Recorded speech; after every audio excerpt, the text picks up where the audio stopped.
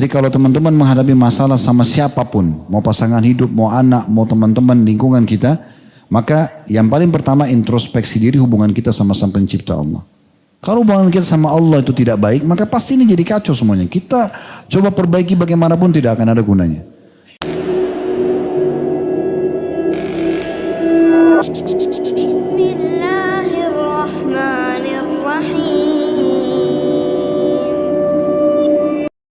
Dari seorang akhwat ibu rumah tangga.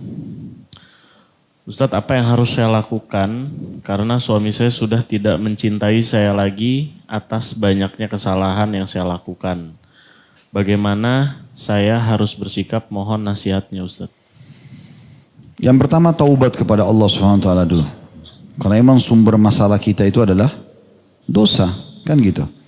Bahasa tadi ibu ini banyak kesalahan berarti dia banyak melakukan perbuatan dosa gitu kan. Itu yang saya tangkap.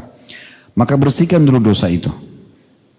Kalau kita sudah perbaikin dengan Allah Subhanahu wa taala sebesar apapun dosa itu, kita sudah taubat nasuha, betul-betul menyesali dan janji sama Allah tidak akan mengulanginya, kita akan aman nanti. Allah akan punya cara memperbaiki hubungan kita dengan makhluk di sekitar kita. Termasuk sama suami, termasuk sama istri. Bersihkan dulu. Jadi kalau teman-teman menghadapi masalah sama siapapun, mau pasangan hidup, mau anak, mau teman-teman lingkungan kita, maka yang paling pertama introspeksi diri hubungan kita sama Sang Pencipta Allah. Kalau hubungan kita sama Allah itu tidak baik, maka pasti ini jadi kacau semuanya. Kita coba perbaiki bagaimanapun tidak akan ada gunanya. Tapi kalau kita langsung kembali ke sumber ini, ya Allah maafkanlah hamba-Mu ini karena buat salah. Aku bertobat kepadamu ya Allah, maafkanlah, bersihkanlah, mudahkanlah.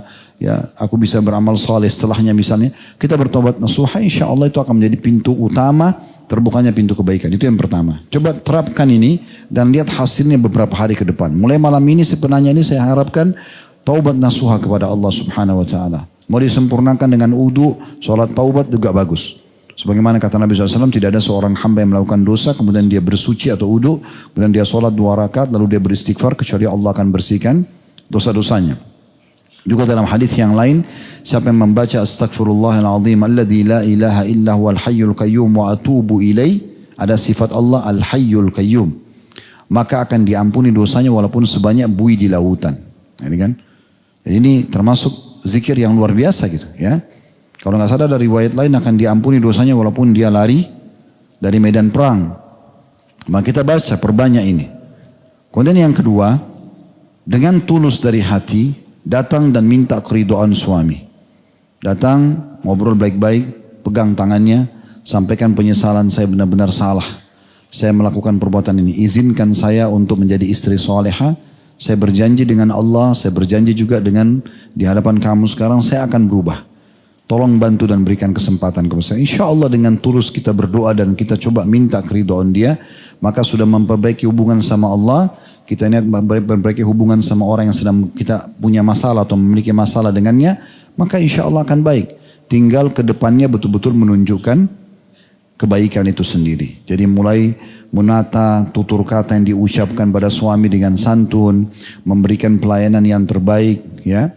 Karena cinta itu kan bisa muncul dengan pelayanan, royalitas dan loyalitas muncul, dan bisa hilang justru karena hilangnya kepedulian.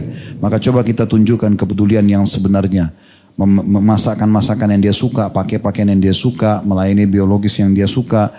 Insya Allah pelan-pelan akan bisa lunak dengan sendirinya. Itu yang kami ketahui. Jadi jangan putus asa dengan atau dari rahmat Allah Subhanahu wa taala. Semua bisa diperbaiki. Apalagi sekarang masih status istri, belum diceraikan, itu masih banyak sekali pintu untuk bisa memperbaiki. Salah satu hikmah di antara pendapat ulama yang mengatakan dalam tolak raj'i, cerai yang bisa kumpul kembali, karena Allah mengatakan at-talaqu marratan, cerai itu 2 kali. Sekali suami ucapkan saya ceraikan kamu misalnya, maka mulai dari ucapan itu sampai 3 kali masa suci ke depan, masa iddah namanya, ya. Kalau mereka baikan di sini, saling memaafkan, saling terjadi interaksi biologis, maka mereka jadi suami istri, ya, sah tanpa harus akad nikah.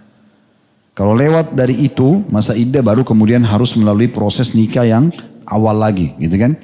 Tapi di masa iddah ini, kalau sang istri yang berbuat salah, anjuran para ulama agar tidak keluar dari rumah suaminya. Kenapa? dia harus terus cari keridoannya. Dia terus menunjukkan yang terbaik, dia melayani dengan baik sampai suaminya ridho 3 kali masa suci itu.